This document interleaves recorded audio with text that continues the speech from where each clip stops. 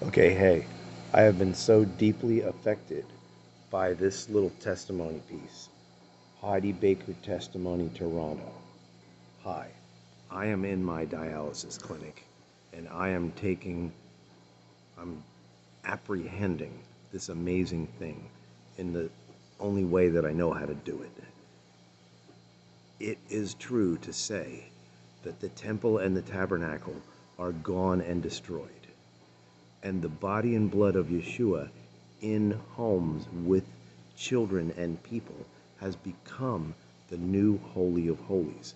I was never taught that. I was never taught that running single like Jesus is a great benefit to your afterlife and eternal benefits. I was not taught or coached about the feel good of the body.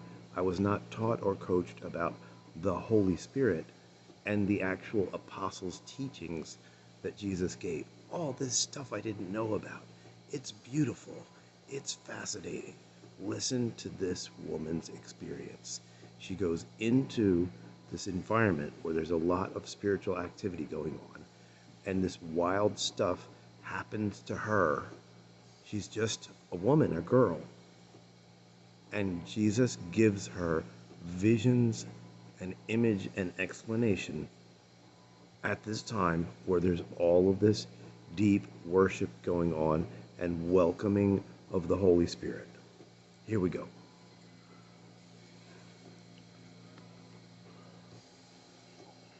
And I came a long way, and I'm so tired, and I have double pneumonia. And they said, there's a missionary that came in the room who has double pneumonia, and God's healing her right now. Take a deep breath. This is my first time in Toronto, and I start to breathe, and my lungs just completely cleared. Boom! Okay, so this woman went to this Toronto Holy Spirit gathering, and she was a missionary, and she did have double pneumonia. And someone in the room was told by the Holy Spirit, somebody's coming in the room with double pneumonia. That's just the first part. I fall on the floor.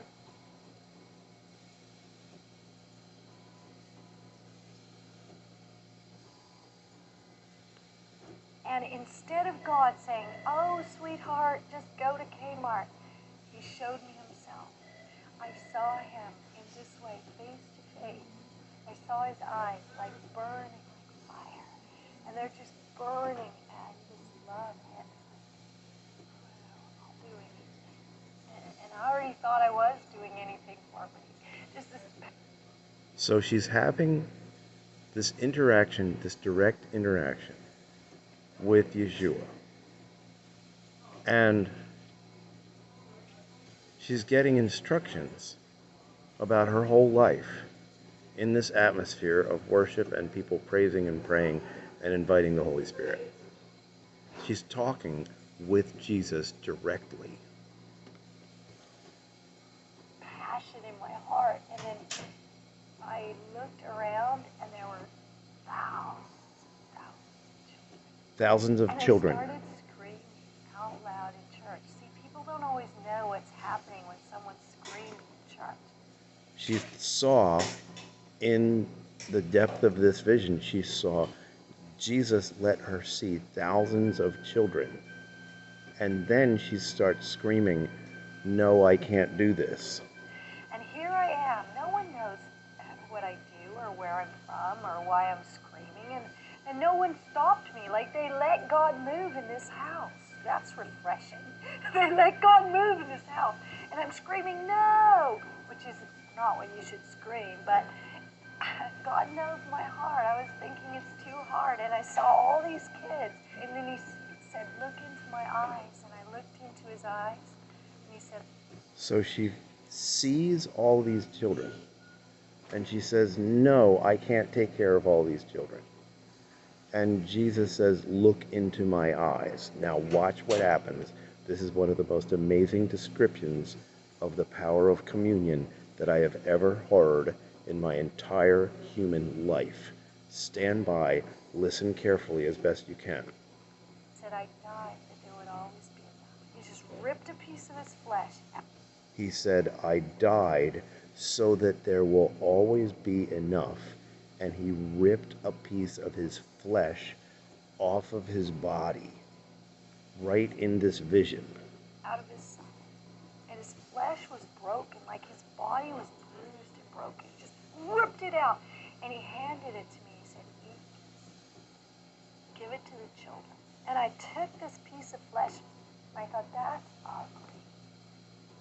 Eat this. Give it to the children. And she said, that's ugly. That's ugly. I don't like that. That's just ugly. And how am I going to feed it to the children? And I just, in obedience, I just reached out my hand, and his flesh turned into bread. And in this vision, I stuck His flesh that he ripped out of his body and handed to this little woman became bread. And she took it. feeding the children. And I fed thousands and thousands of these children. And he said to me again, I died that there would always be enough.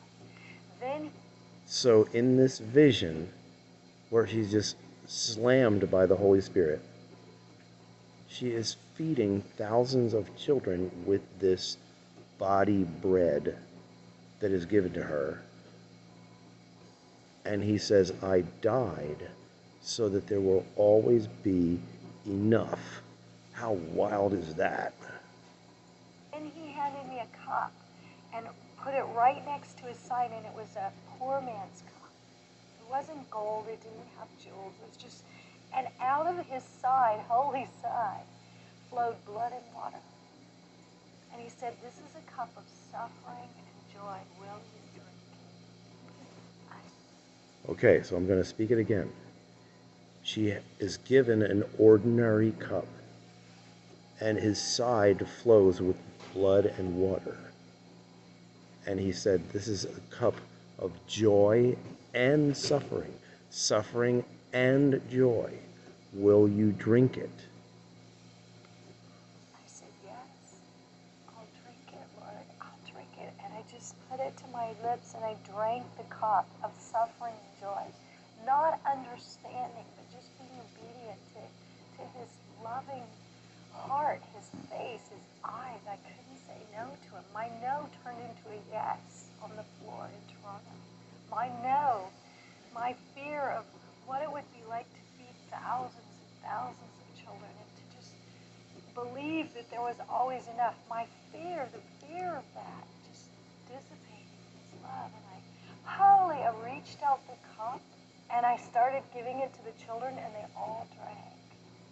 And since that day, I've never said no to a dying child. And Since that day, she has never said no to God again. Now listen,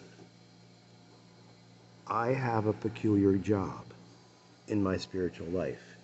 It is restoring the atmosphere of that communion that feeds the children, but most importantly, bringing the truth of the conduct of the men and women who come together and become the new Holy of Holies, the new temple, invisible temple, in clusters of homes with 2 or 3 family men at least, and lots of single like Jesus people, because single like Jesus is literally one of the greatest benefits for your afterlife. And it doesn't mean that the marriage bed is bad or dumb or stupid or wrong. But if you can run it single like Jesus and love and befriend everyone with miracle signs and wonders, then you become the single people that are mixed up with the families, and you're going out and you're making the miracles, and you're bringing the people in, and your prayer power, because you don't have a marriage bed, causes you to become the bronze altar of incense. Study that. The bronze altar of incense is right next to the table with the showbread, which is Yeshua, and the lampstand, which is the Holy Spirit. And the people who are walking single like Jesus are the most amazing sacrifice because they're sacrificing the comfort of blending the blood and encouraging one another with the marriage bed. It's wild. It's a thing that's never been presented to me. I found this stuff just by studying and reading, and we can actually put it in place now that the world is revealing that it's exterminating human beings, and there's a juggernaut of power coming down. We are being allowed to understand things that we were blind to as American Christians for long, long seasons. Now we can actually become the planters of the secret little home communion groups. If you read the stories of Justin the philosopher, Justin Martyr, when you read his story, he says, we don't even want to know where the other Christians are, because if they catch us and start torturing us, we don't want to divulge any locations. So they are literally hiding underground and having this certain way of practicing their faith. And all of this stuff is things that I've learned because I said to God, I want the details that the parents and the elders should have been teaching me when I was like 6 years old. So this testimony of Heidi Baker is parallel to mine because she's rescued all these people, but in the atmospheres that she's in, it is questionable whether they are actually creating the communion group clusters that were going on for the first 300 years. For 300 years, the people were so fresh, they were so fresh that nobody could get them down. When the executioners were chopping your legs off, they were blessing them, saying, hey, we know you guys are just doing your job, and we just pray that you guys get the peace that our family has and all the goodies that Jesus gives. And now, we went from a tiny little ministry of, what was it, 3-4 churches and 320 children to it just exploded. It exploded. We have thousands of children and hundreds on our staff, and God just keeps pouring out, but he keeps saying to me, keep drinking. And I just keep coming back every year just for more. And I get touched here. I get healed here. I get transformed here. So it's such an understatement to say my life's been transformed. It's not only been transformed, it's been turned upside down. So her life has been transformed by this visit to Toronto, where this whole thing happened. And I'm telling you, boys and girls and cats and kittens, the enormous ministry that she and Roland have been handling. Father's been saying to me, the things that I have taught you are going to be just as enormous, and the numbers of people that are touched by the concept of true communion in the home are going to be like enormous. And he keeps saying, get ready for a big staff. Get ready for all kinds of family business and disciple-based businesses. And everybody's just founded with wanting to run home and have the family freedom party.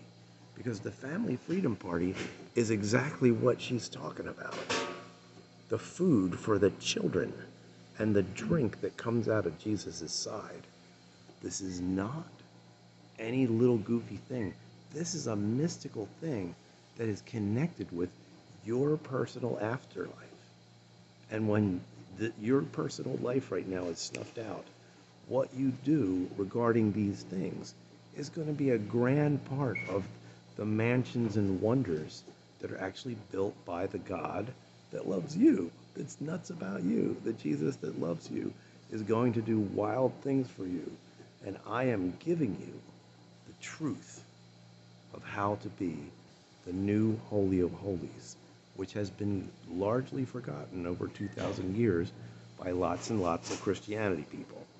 So let's wrap up Heidi's little chat here.